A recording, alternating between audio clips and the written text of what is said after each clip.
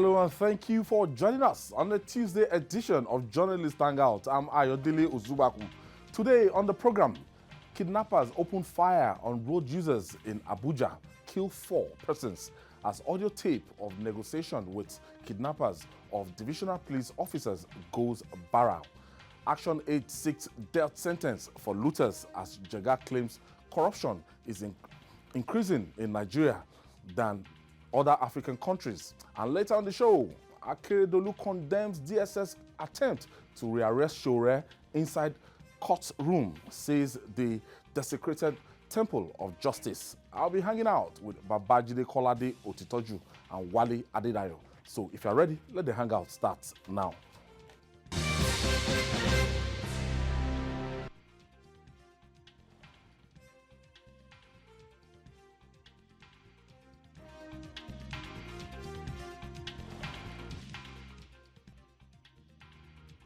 Thank you for joining us. After some seemingly lull, the activities of kidnappers stare us in the face again, but security operatives are trying to curtail them. Recently, FCT Police Command, in its ongoing joint operation with other security agencies, attacked the base of kidnappers in an area strike. The suspected kidnappers, who scampered for safety, to rush to the road and open fire on some travelers around Kwali area council of the FCT, killing 4 persons in the process. Meanwhile, the kidnapped divisional police officer in Adamawa State, Ahijo Muhammad, an audio recording of a phone negotiation for his release between the kidnapper and a policeman has gone viral. Let's share this with you.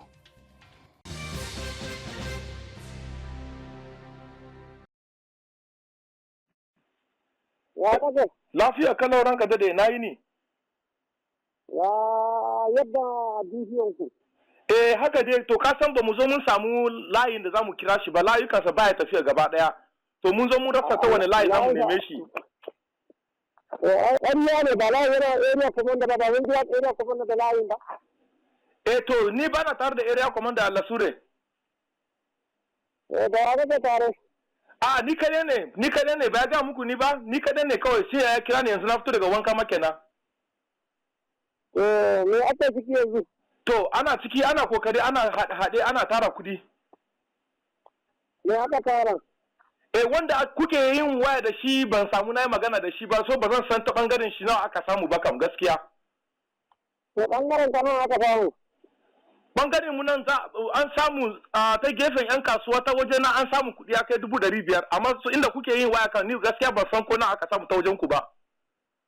To ka ji kuɗin kan nawa ne ko ba ka ji 500,000 shine kana za kana da niyya da bidiyo? Babu, kai ka tambaye ni ke na fa ta bangare na ne. Kana ji na? Amma kunan ka tambaye ni ta bangare na ne, nawa ne aka samu ta bangare na? Shi ne na faɗa maka, amma waya da kuna waya da sunan gaskiya ba. Yanzu kana ji na ba? Ina jin ka sosai. A takaice yanzu mutum biyu ne a hannu na da bishe yake uku ne ya rage hannu na sai na duka ne magana karan alami za a zo a sallame su. To mun gode sosai. Ba ta sai da saurare ni mana mutane da suke hannu na su maka mutum uku ne da bishe. To. Ka fahimta? Ina fahimta. Sun zo duka mun magana da mutane su yana alami su za a zo a karɓe su. To. Shekaran jiya baka biyan ba polisawan ka da ya kashe a hanya ne? Gaskiya ban ji ba, don ba na mubi gaskiya. Ina amma kana mubi, shekaran jiya ko polisawan da kashe gabar da mubin nan kadan. To. Kana ji? To. Ranar Alhamis. Da sauran mutane suke hannu na. Mutum uku ne da bidiyo. To. Ran alami za a sallame su. To. Sai ya rage bidiyo. To. In ka gani bidiyo, kuma ka zo ranar alamis ba. Gobe ne wa alamis kai ma ka sani ko? Gobe ne alamis. Wallahi sai dai kuda su sallame shi. Ku daɗa mana hakuri ranka da muna kokari insha Allah. Insha Allahu ana kokari za a haɗa kuɗi ranka dade. kuma wannan kudin da na gaya maka nan naira 5 ba na rage kudin da na gaya muku nan. To. Ai ka ji kudin ko nawa ne ko? Na? Ka ji kudin nawa ne? Na ji miliyan 20 wai. Yawwa ba wai ba ne. Zahiri ne miliyan 20 nan naira 5 ba na ragewa. To. In kun ga dama. In kun ga dama. Ku ba shi ko ranar alamin in Allah da ranar Juma'a kai ranar alamin Allah da ni ma zan gabatar da aiki na. A'a kai hakuri ranka dade kai hakuri. Baran kaje ji ma ranar Juma'a ba ya samu rama.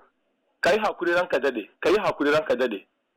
Ni dai ya ga maka ranar alamin wannan suka zo duka shi kare baran ina biyan zama duka an sallame ni sauran yara biyu ne a hannu da shi biyu uku kuma gobe alamin Allah da an ci kasuwa gobe za a ka kudi su za a sallame zan rabu da yara biyu.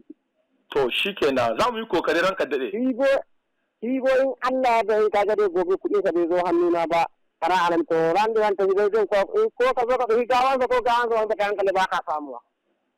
To in Allah ya yarda za a yi kokari in Allah ya yarda. Ya ka ya.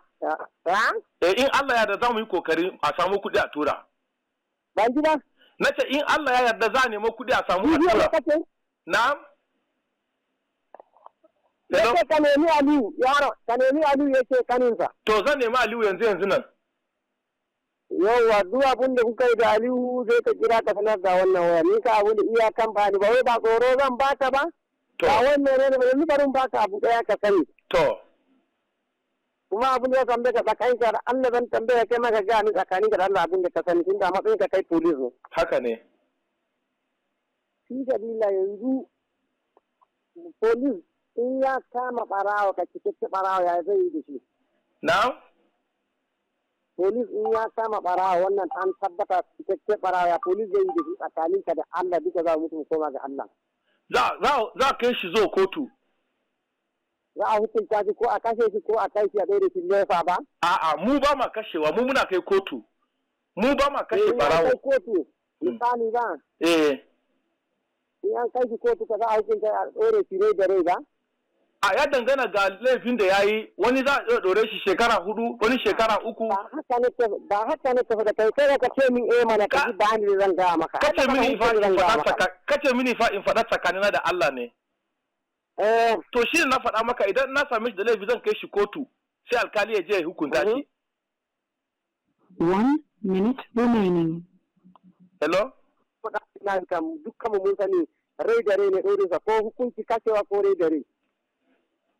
Zan sake buga maka kudi na ya kare. Yoro ina sauraron ka san gaya maka abu ne nake. That audio, the conversation between a kidnapper and a policeman, what effrontery, Babajide. Well, this country has been reduced. This is not the first time that kidnappers will go after senior policemen. And ultimately, the policemen, the members of the family of the policemen are forced to pay ransom. It just underlines the extent of the problem that we face as a country from kidnappers. So if you cannot be sure that even the police who should protect you and I are safe, that they will be from forced, kidnappers, they will be forced to pay. Who then protects you? The man was asking for 20 million naira. Yes. That and he said if you don't pay, he said even 5 naira will not reduce. Unless by Thursday, I'll kill him. You know the way I was saying that, what do they do with criminals when they catch a thief? And the policeman was telling him, no, we take them before Alkali, we take them before a judge. 3 or 4 years. You know that we don't kill criminals. He was trying to use that to justify killing the DPO. No, the DPO from Mobi Adamawa State. This is not a funny matter at all. It shows that we have a serious, very serious problem with kidnapping. In Taraba State, many people have taken kidnapping as a way of life. It's a big business. They break into people's homes and kidnap them. The same thing in Kaduna. They break into people in Chikun local government, they break into people's homes and take them away. So if kidnappers lay siege on the highways and it's not enough for them, they now go after people sleeping in their homes and kidnapping them. You know that we have a serious problem, and this problem needs to be addressed. Because no one is safe. You heard the way the president's wife spoke, that many of us can't go to our villages with two eyes closed. It shows you that we have a serious problem. None of us is safe. None of us. None of us is safe. A lot of us who enjoyed traveling in those days, who took traveling as a hobby. I'm telling you. If you try it now, if you try, you know, so it is. No, Babalawo. People would rather go by air.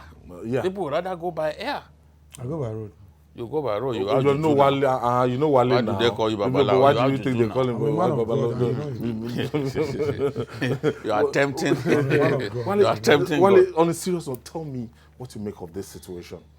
If a policeman, that audio, is negotiating with a kidnapper, and that kidnapper is on top of his game. I think we need to quickly let the viewers know that the DPO has been released. It's been released. Okay, that's the breaking news now. No, it's not even. It was been released since. Okay. I think it was an error to say his fate was hanging in the balance. It's been released. Okay. It's just this audio is still trending, despite the fact that the policeman has been released. Thank God for his life. Yes. That he made it. The challenge we have here, to me, I see it from two major points. And I think it should be a source of concern for Mr. President. One, we need a lot of investors to come into Nigeria, not just to invest in our industries or to set up new ones. We are doing a lot of things to promote tourism in Nigeria.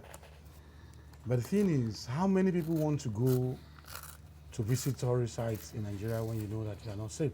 Yeah. The people who ought to provide security for you, who ought to ensure that you are safe, they are the very people who are even being kidnapped right now. These are policemen. But the other side of it is that, and that has to do with the question the kidnapper was asking the policeman, negotiating with him, that what do the police, what do they do with people that they arrest? And so, Jide, we need to be honest with ourselves on that.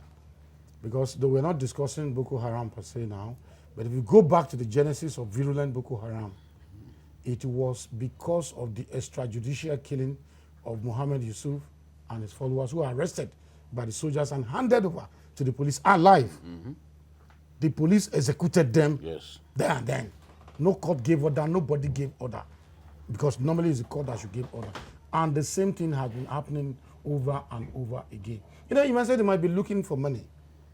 But don't forget, there are also some other people, I won't call them criminally minded, who might just feel that, look, the medicine you are serving the people, we are also going to serve you the same medicine. So I think it should be a lesson, not just to the rank and file of the Nigeria Police Force, but also to their topmost echelon, that something needs to be done about the bad behavior of policemen everywhere.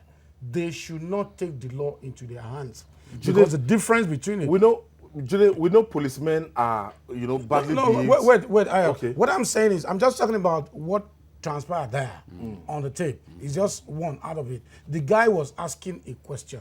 What do you do with thieves that you people arrest? I mean, it is an open secret that many of such are just executed extrajudicially by the police. This guy is lucky that he was released. Ordinarily, I mean, if we were to go by what that guy said, he would have just been killed like that as payback for what his colleagues have been doing to others who have not been taken to court but were extrajudicially executed by the police. But going forward, in terms of what needs to be done, I am still of the opinion that any state, because you're talking about Adamawa, you're talking about Taraba, you're talking about Kaduna, what about Kogi? These footballers from Anambra also, about a week or 2 weeks ago, Ifeanyi Ubah football club, attacked. in broad daylight, they were attacked. To me, any state governor that is not able to hold things secure in the state, that person does not deserve to be on seat. Forget about the police being controlled by Abuja and so on. You are there to provide solutions.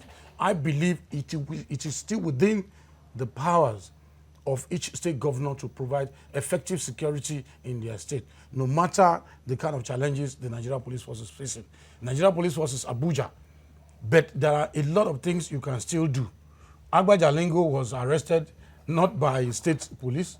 He was arrested by the same federal police on the orders of a state governor and being tried for treason or whatever. So why can't the same state governors use the same powers they are using to harass innocent citizens, to protect the others?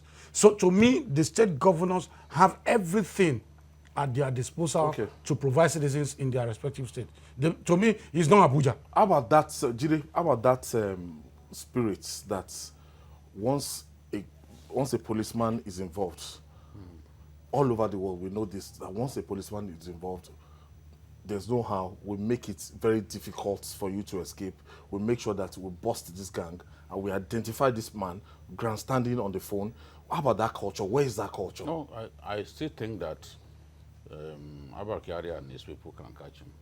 This IRT guy. Yes. It may that take this so long. man grandstanding on the other side of the line. Look at the policemen who were killed in Kaduna, IRT men. They were on a mission in Kaduna and they were ambushed and killed.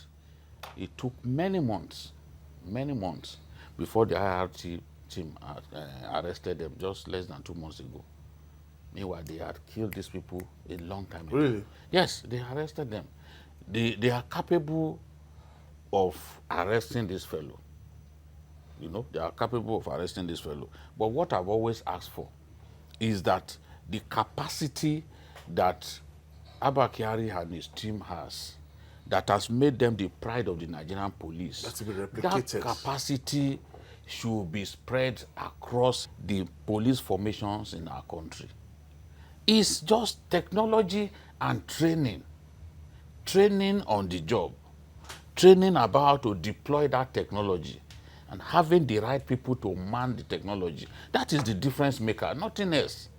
If you have that technology, and I know the RRS has it. In Lagos. Yes. If you steal a phone RRS, not Nigeria Police Force. RRS here in That's the Lagos. creation of the Lagos state government, not the federal government. I You know are, where I'm going. you are getting into my thought process. RRS, not We federal. know it's It Nigerian doesn't police. matter. It's still Nigerian police. It's still Nigerian police. You see, what we are saying is that a state can provide. Yes. You can provide that technology. Exactly.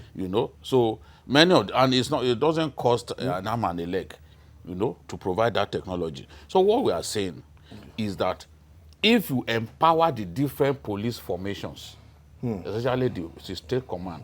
Today, I remember there was a case that I was interested in Nasarawa State, a case of kidnap. Do you know that they were telling me that we will have to write to Abuja so that the IRT team can get involved. Deployed. Nasarawa, as big as it is as a state, they have their own, something happens within their territory.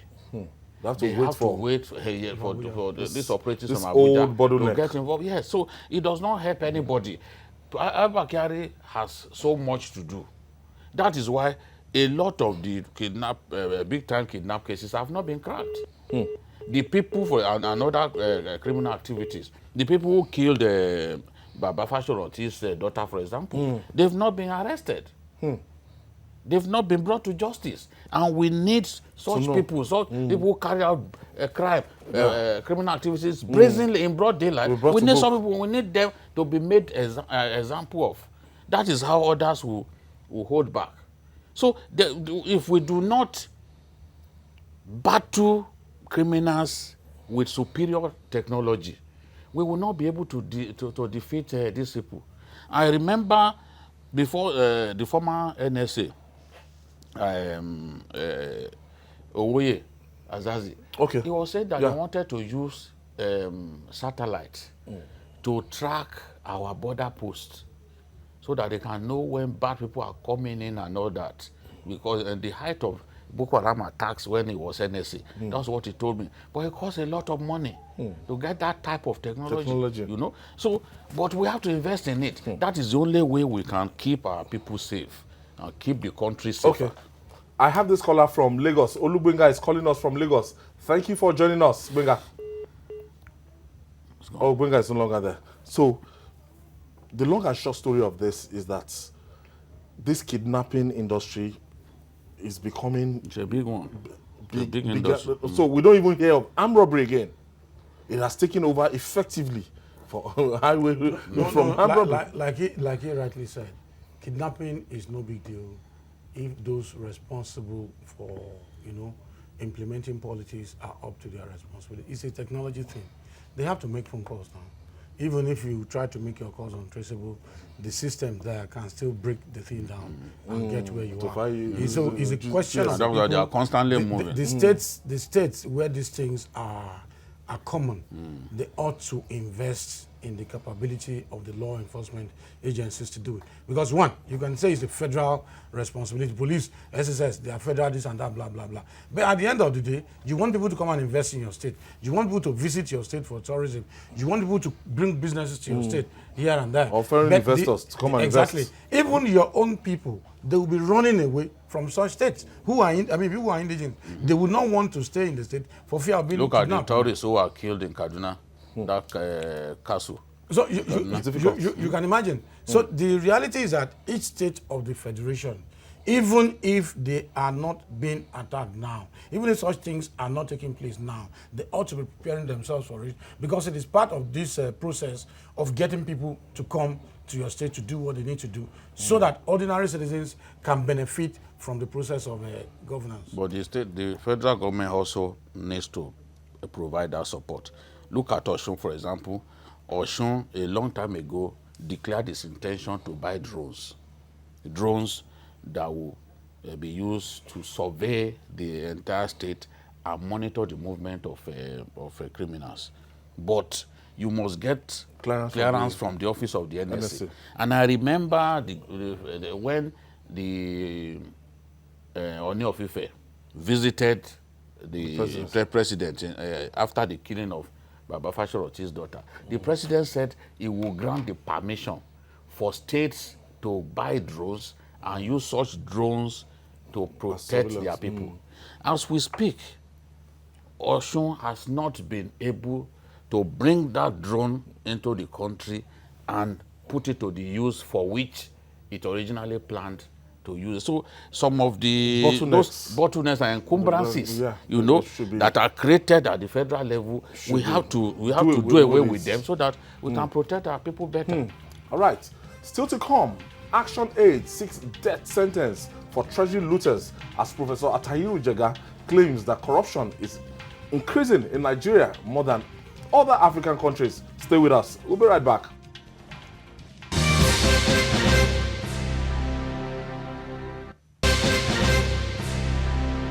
Welcome back. In case you're just joining us, this is Journalist Hangout, and we're reaching you from Television Continental here in Lagos, Nigeria. The ActionAid Nigeria, AAN, has expressed concern over rising corruption cases in the country, asking that looters be sentenced to death.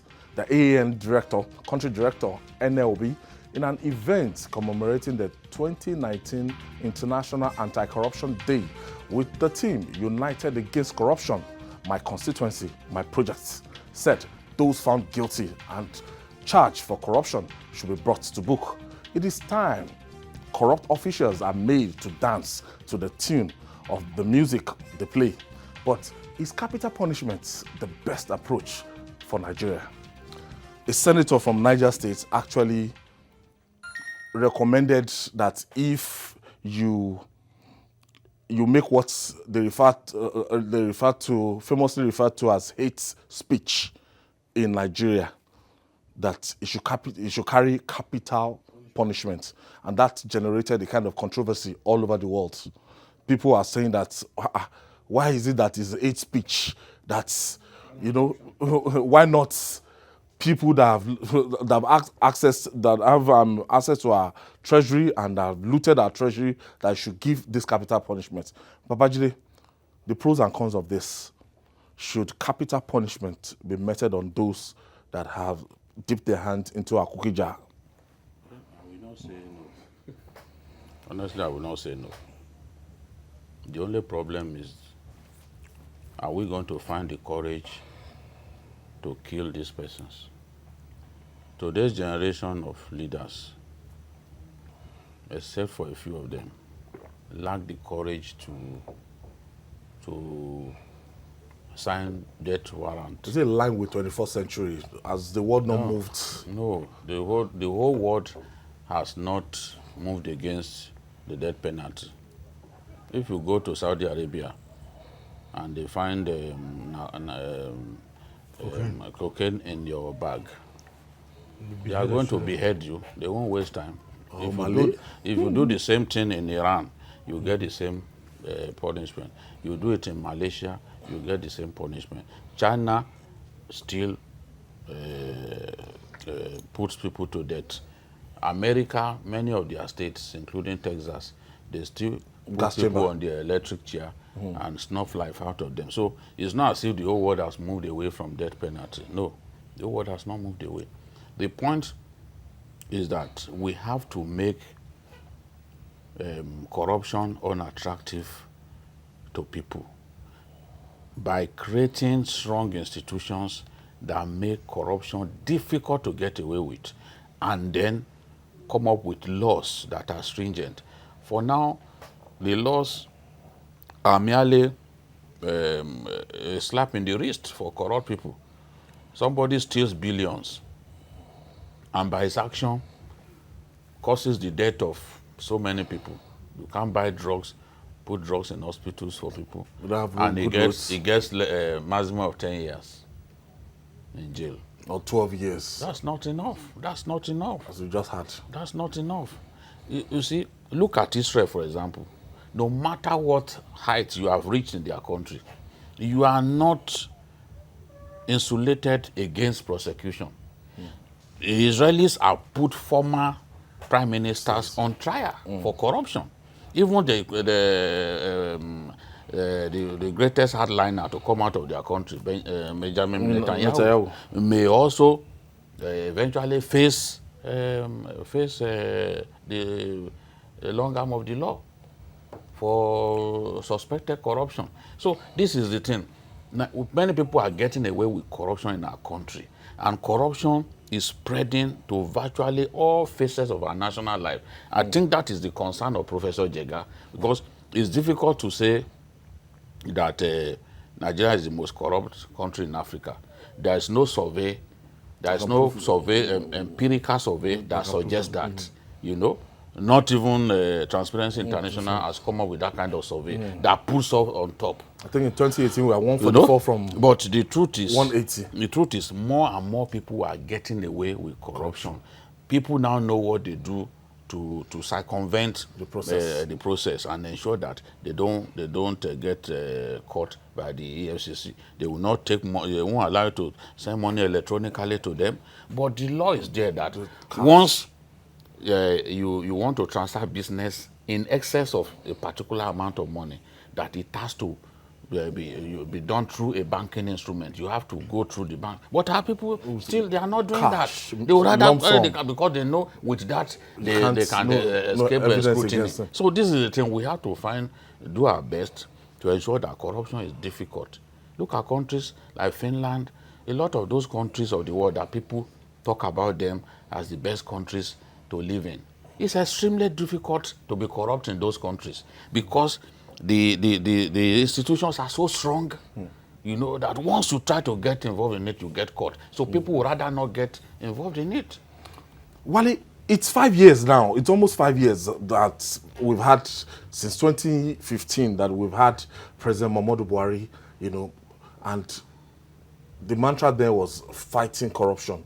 And the fight against corruption in the last 5 years, I thought it should have reduced that statistic. This fight would have reduced the statistic we are having with all these international bodies. Transparency International, as of last year, they still rated us 144 out of 180. And, you know, we are not, it's not reflective of what the government is doing. I went to Gaskia College, Badia Ijora. As at 1981-82, I was the president of Anti-Corruption and Crime Council of Nigeria. Some group of people set up an anti-corruption organization, putting up branches in secondary schools. The idea was that as such students graduate, they go into the university, they grow up, you know, they will be part of moves to stop corruption in society. Why am I giving you this background? The thing is, I'm against the death penalty for any corrupt person in Nigeria today. Because like Jesus said, to those who were saying that the woman caught in adultery, that they should stone her to death. Okay. Who's going to cast the first one in Nigeria? Who's going to even sign that death, whatever?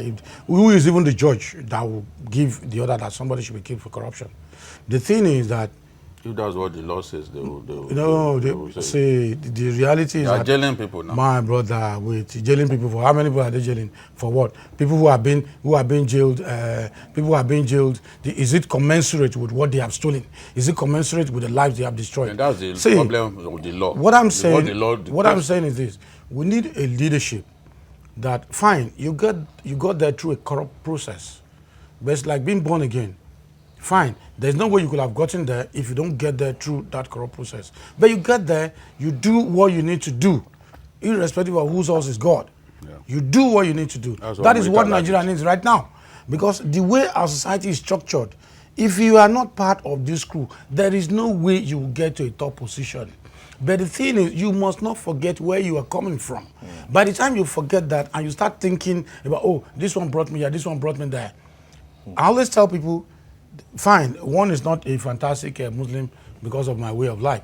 But there's a hadith of the Prophet that when you wake up in the morning, don't expect to see the evening. And when you sleep at night, don't expect to see the morning. What does that tell you? That at any time, your life could be taken by God, who owns your soul or your spirit. The thing is... I don't even know your religion, Ali. Don't worry about it. I'm a Yoruba Muslim. See, the thing is that, for me, whoever is there, especially... you won't start.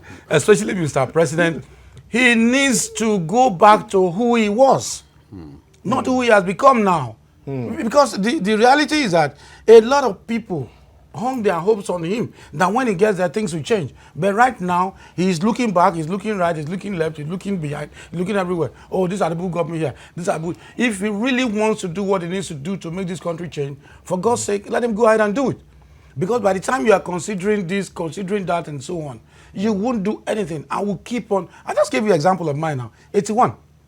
1981 today, how many years is that? We are talking about death penalty. Who will cast the first stone?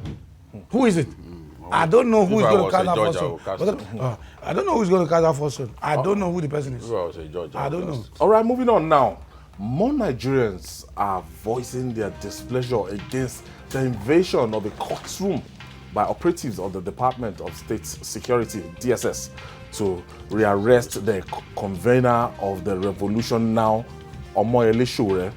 One of such is Governor of Ondo State, Governor Oluwarotimi Akeredolu. The governor, who is a former president of the Nigerian Bar Association, said the attempt by the DSS is a desecration of the temple of justice. Gentlemen, Rotimi Akeredolu, former president of the Nigerian Bar Association, somebody we know that when NBA used to have presidents, that's activist presidents, and when you are talking about activist past president of the bar, Alao Akabashorun, the Wole Olanipekun of this was Olisa Agbakuba, and Ayobe, and Aketi falls into this category. Now is a chieftain of the All Progressive Congress. Is a man that has aligned... That's precisely what I said about Mr. President. You are coming from a background.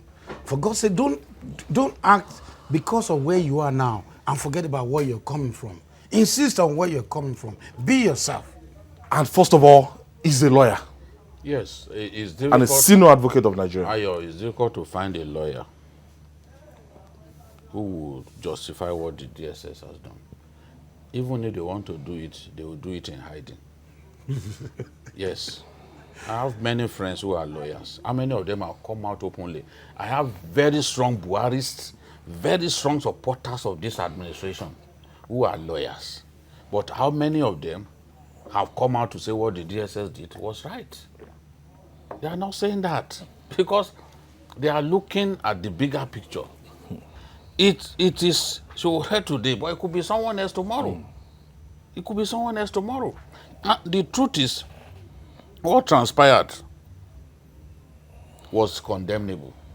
Nobody is saying that the DSS should not do its work. We have friends in the DSS, including very senior people. I'm proud to say it.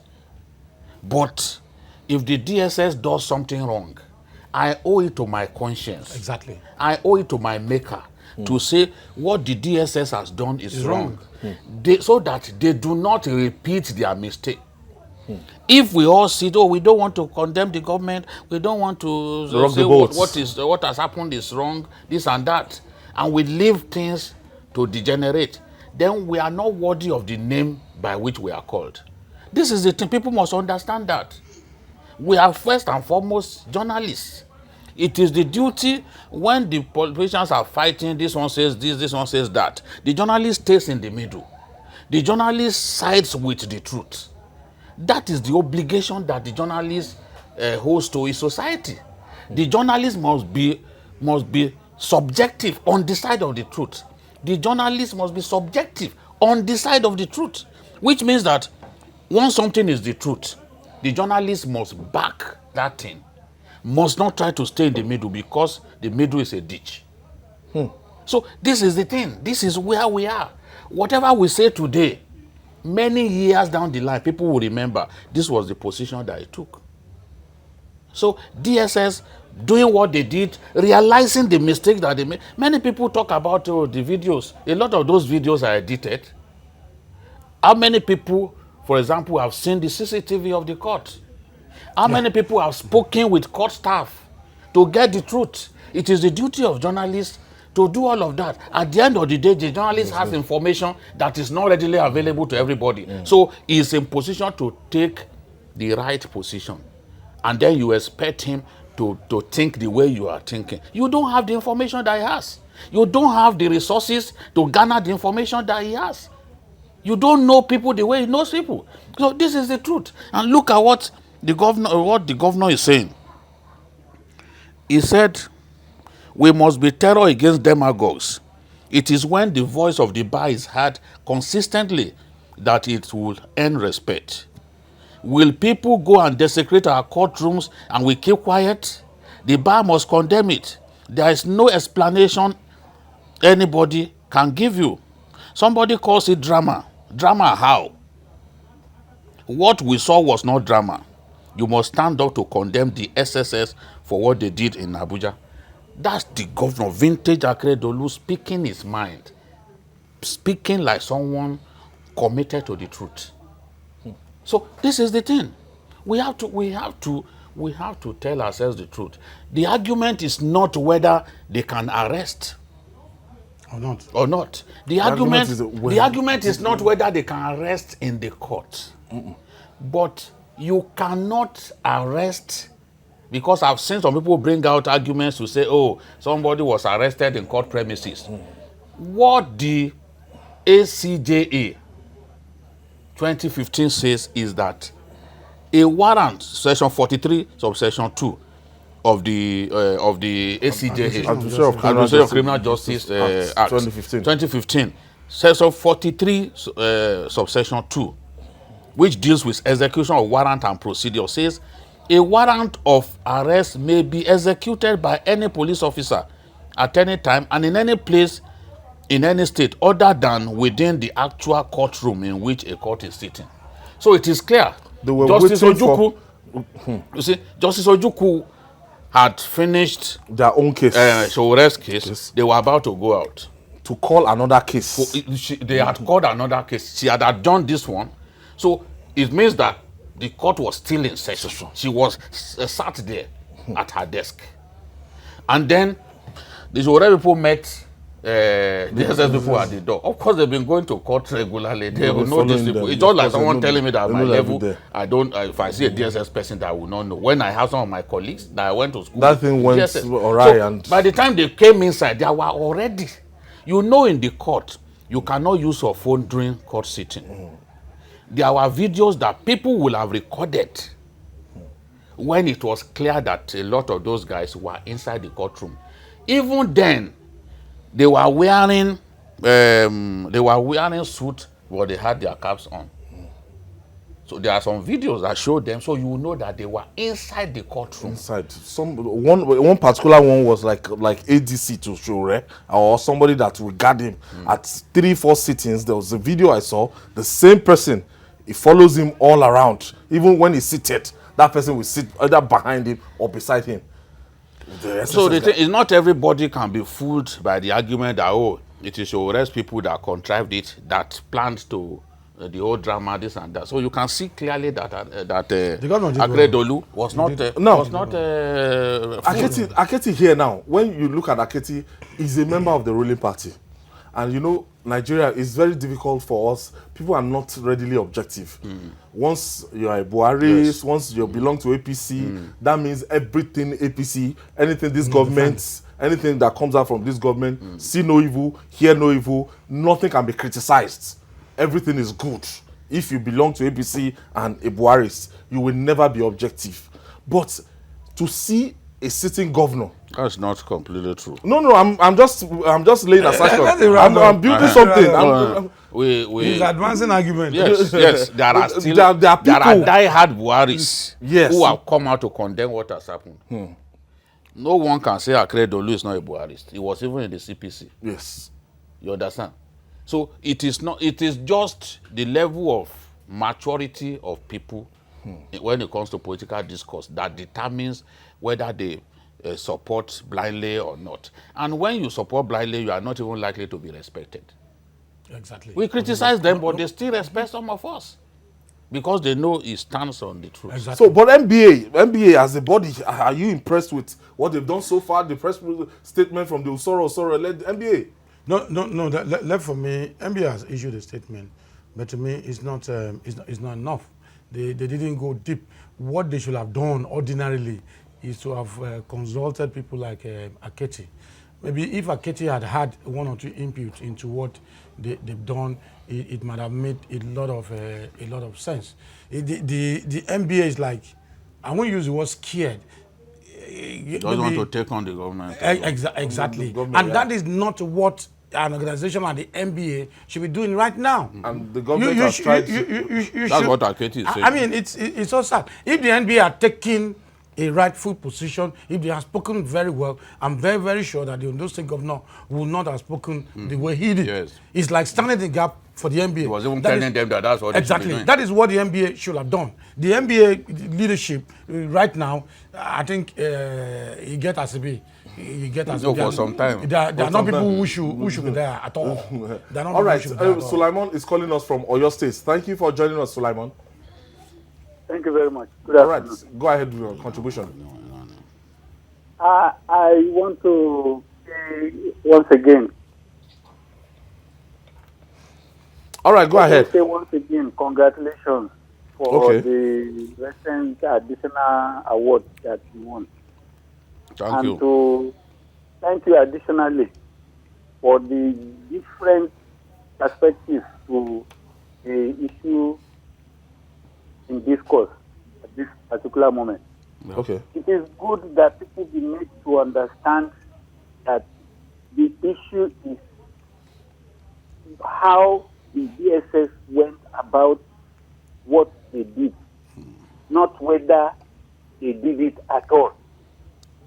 I thank you for that clarification, and I want the general public to be careful about being too much in a rush to be sentimental about issues. It is the way they did it, where they did it, at the particular moment in which they did it, that is wrong. Not as if they ought not to do it, or they are not empowered or authorized to do it at all. Thank you very much. They felt that, that session had ended. But the truth is, she only adjourned the arrest matter to February and took on other matters that were before her for the day. And then you come in and disrupt the session. It's like a temple of justice. You cannot you see, the law envisages situations in which a disruptive move could be made. Maybe there's a hardened criminal in the court. He could be arrested. But look at, from my own study, it says, arrest can happen in the court premises if the court is in session. Such an interruptive move would have to be declared openly to the sitting presiding judge. If the grounds border on severe charges and especially national security, the judge is more than likely to grant the permission. So in this case, was the judge told that they needed to arrest Sowore right there. No. If Sowore was a hardened criminal and they felt, look, We might resist arrest. we must arrest this person right here inside the session. The judge will be notified, and then that arrest can happen. You cannot arrest in the course of a sitting, and that we have cited the law even on that. Okay. So anybody saying no because they are DSS, they can arrest anywhere, they should go and read the law. You cannot arrest right there. Only the other side of it is that after 120 days, over 125 days, and he got bail. He got bail a night before. He was allowed. He went home, and DSS, in their wisdom, they want to file fresh charges. We don't know the content of that charge or anything. Now it has been adjourned to February 2020. So morally, when you want to look at it, those charges and everything is still standing trial for the first one. I don't know the content of this new one they will be slamming on him. What do you read between the lines? No, I think for me, I'll move beyond the SSS and the courts and even Sowore. In every government in a democratic society, there are men and women who act behind the scenes as strategies, plotting strategies for the government. I doubt if the current administration have one. Because if they do, or if they have the right set of people, no, they are not quality. They are not quality hands. Because the Sowore matter alone, the kind of disgrace it has earned Nigeria in the international community is more than enough. Then I also go back to the case of the kidnapper, who was discussing with the policeman the other time. You see, most of those people in government, they often forget that citizens, especially the criminal-minded citizens, and others who are not so criminal-minded, there is a need to believe in your country. There is a need to believe in the judicial process, in the law enforcement process, in the governance process of your country. What is happening right now is that you are telling the average citizens of Nigeria not to believe in the process of governance, in the judicial process, and any other process that has to do with official this thing. We are losing on two levels, and I'm talking as a Nigerian. That Nigeria is living on two levels, at the international level and locally. Because subconsciously, the average person will continue to lose faith in the country called Nigeria. Is this the way things are done? And you want me to follow the rules? You want me to follow due process? So at the end of the day, it is Nigeria that is losing. That is why I'm saying that strategically, those who ought to be managing things for the government, of course, those ones are not supposed to be seen. You understand now? But they are the ones that offer the best of advice quality, to those, brilliant advice. Yes, who are holding political positions. It appears they are not there, or they are not being listened to. Because what is happening now, I don't see any strategy in it at all. Because I'm not a follower of Sowore now. If I have any party, it's APC. You understand? But you see what has been done now. So Sowore has been promoted beyond the level of the votes he got in the last elections. 30,000 votes. It's like, I mean, the whole world now knows Sowore. You will now be asking yourself, what are they thinking in Abuja? I mean, what are these people? What do they do? Who are the people getting money for advising, not just Mr. President, even the Attorney General of the Federation? The strategists. Who are the people advising him? It's on record that when he embarked on this is Revolution Now campaign, we condemned it. Of course. And we supported his arrest. It's there, people. We supported his arrest. Of course. We have tips. We can, yes, people can go, all journalists hang out editions are on YouTube. On YouTube. We condemn what he did. And look, no serious government will allow you to after do what election, you have done. After an election that you lost, allow you to do what you have done and get away with it. Because you are trying to test the will of that government. And this is not the kind of government that you can test his will. Maybe you can do it with Jonathan and get away with it, not with the old man who is there now. I said it even when Obasanjo was harassing them with letters. I said their own response will be different to that of Jonathan. They are not going to massage your ego. And yes, Obasanjo has supported every government that Obasanjo has supported since he left office have always won the election. Well, I said he will not be able to stop these people from winning. That is the truth. But when it comes to the way the DSS behaved, a mistake was made. Simple. Yes, a mistake was made, and we are saying that a mistake was made. Simple. This is the truth. And even within them, they know. Some of them will say, no, but it's Abuja that handled it. They've gone to apologize. They know. Yes, we went before the judge to say apologize. They know. But in their press statement, they were saying... Even court staff confirmed it, not just Falana. Someone was saying that, Falana lied about Zagzaki, that why am I repeating what Falana said? It's an insult. I don't need Falana to validate information. I don't need him. Whatever even Falana said about Zagzaki, did some doctors not say the same thing? They came out, doctors provided a document with which the court granted him bail. They said he was in a precarious state, this and that. So if the judge could be wrong-footed by doctors, why am I surprised that Falana too said the man is... But this one, they went to apologize. And yes, everybody knows that they went to apologize. apologized. But in their press release for DSS, they are saying it's the Shores group that concocted the drama. And the chieftains of APC, they are following them. Because they will expect that people can be fooled easily. No, you can't fool the people all the time so easily. There are people who will not be fooled and who will stand their ground and look, this thing is wrong. And one of such persons is Akeredolu. You can't say you love Buhari more than him. You can't say you love this administration more than him. He's part of this administration. He's part of this administration. He's part of the party. They are the ones in power. Member of the you are not even in power. You are not known. Nobody knows you. You don't have anything. You don't have locus. These are the people who have locus, and he has made his position known. And I respect that position because it aligns with mine, not simply Falana's position. No. This is the truth. So we all doff our hats for Governor Oluwarotimi Akeredolu that in spite of him being very well a member of APC, a member of that party, a Buharist, a CPC member of that time, but he can still stand up to be counted when it matters. Former senior advocate of Nigeria. That's how we should react. That's our hero of the day, Governor Oluwarotimi Akeredolu. Salute, sir. It's good, and that's our offering today. Always salute. We salute you.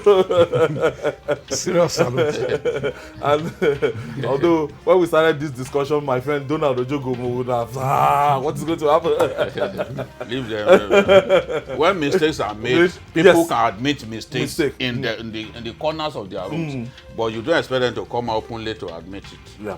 Because it will diminish them. Okay. But I'm telling you that people realize that mistakes have been made. It would even have been worse if not for Falana who said, no, you can't arrest here, and then took him to court. They don't know. Office. They might have been ignorant. They might be ignorant. Those they guys. just felt that because his own case had ended, they can forcefully done it there. I want to thank you, Wale Adedayo. Thank you so much. Thank you. And BKO himself, thank you so much. We'll do this together tomorrow by grace of God. And that's our offering. Join us tomorrow for another episode of the program, and also watch Journalist Hangouts on our platforms showing on the screen. We're on YouTube, youtube.com/TVC News Nigeria. Our feedback channel is Journalist Hangout at tvcnews.tv. I'm Ayodele Uzubakun. God bless you. God bless Nigeria.